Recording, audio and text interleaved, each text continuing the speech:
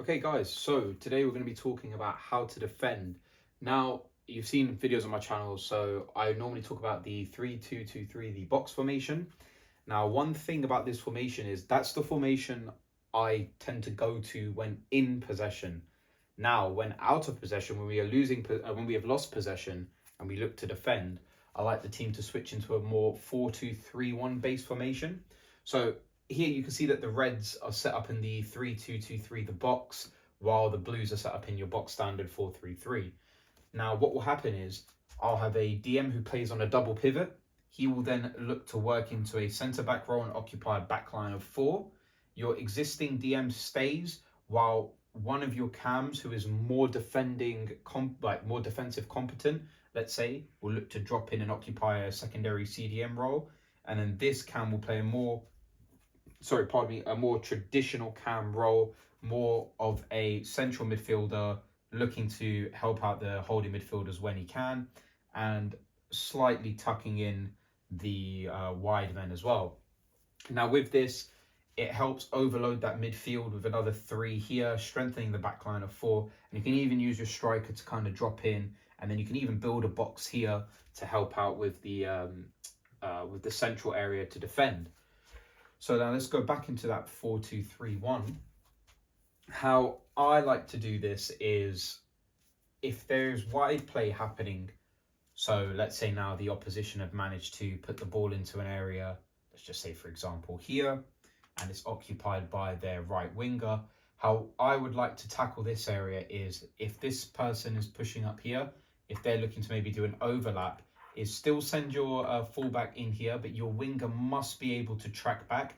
If you remember the video on positional play, you need to be able to have players that are capable and confident enough to be playing in different areas depending where they are on the pitch. Because if you're tracking a man and he comes in, you've got a more of a central position here. If he goes wide, you've become the left back yourself, while you've now become the left winger. But let's just say for argument's sake that he's not pressing, but you just want to close it down to then take away that option. This centre mid will drop in. Now, from here, I would want the central players here to move in to create 2 here. And again, kind of tuck in here and allow for more shift in the back line. Because this person, given the scenario where the ball is at this specific moment in time, is not a threat. He is not a threat. He's not a threat. He's not a threat. I'd still always, the striker's always a threat. And anybody within the vicinity here who can even look to move in is going to be a threat. So from here, I would like the CDM to then move in. So again, it's that high pressure, trying to cut those passing lanes, trying to get the opposition to push back, try and make them make a mistake or a bad pass that we can cut out. So straight away, those 3 players, I'd like them to take that. The back line then becomes a 3-man at the back, but you can notice how they've pushed over here. Because that way, if this striker even tries to occupy this area, he's got 2 players on him.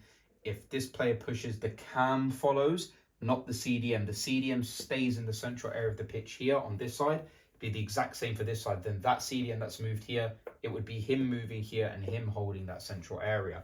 Just because it allows for that bit more of an overload in the central part of the pitch, which is directly in front of goal as well. Now, if per se they were to break this area here and push across in a sort of a crossing opportunity. Now, depending on the movement of the striker, let's push the goalkeeper back onto his line. If the striker's looking to just straight away go into the 6-yard box, I'd want both of my centre backs in and around that 6-yard box as well. I always want to number up. So if the ball is here for reference, the ball's here, then what I would like is that left back obviously should have tracked back, got him. If for some reason, let's say he's beaten him, he's tagging on behind, then it becomes this centre back's role here. This CDM will have to stick to his man regardless. And then what you'll notice is they'll do a tuck in here. Now, the tuck in here needs to be picked up and identified by the winger, who will then have to act as the right back at the time, or left back, depending on what side of the pitch it is. But I would always want them to drop back and retain numbers at the back. And then what will happen is the striker will drop down, what he'll look to do is help when progressing out. Like we said about counter-attack, he'll look to then be a target man for the ball to come out, and then he can lay off. If we get the ball here, it gets, you know, played out by the keeper, maybe an air ball that the striker can then head it down into one of the cams or into a winger running in. Great. But this winger will come back, occupy here. You have your central players that will push down. Remember how I said that this CDM over here will always have this middle area? That's because then when needed, he can then come into the box, and you now have a more of an overload in the box.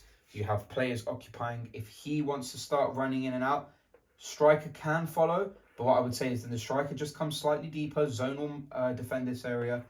He needs the shoulder check. If this comes in communication, if he runs past striker, striker communicates with him, calls his name, alerts him, he becomes his man here. You'll still have the numerical advantage here. It's 4-on-3, man mark, player waiting on the outside, 2 players on him, player here. Obviously, you can give up that man. You can start look to coming down. So it just allows you to overload this side.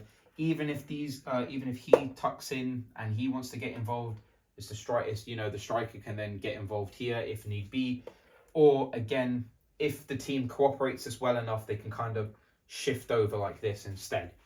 So that's how I'd like to defend. It's the exact same on the opposite side, but that overload in the central area there, the 2 centre backs, your pivot CDM, they come in, they hold this area here. How the boys can and the guys can sort of try and press it before it happens, and then how they can build up with their numbers and kind of make that wall for them, make that defensive unit.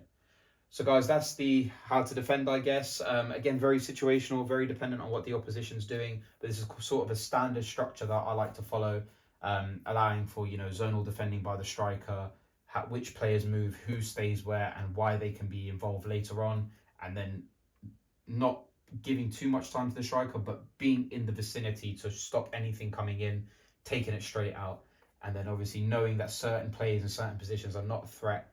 If they start moving, the team need to communicate that, so then, you know, close by players, and they'll know who they need to mark at a certain time. So guys, that's the video. Hope you enjoyed it. Leave a like, and catch you in the next one. See ya.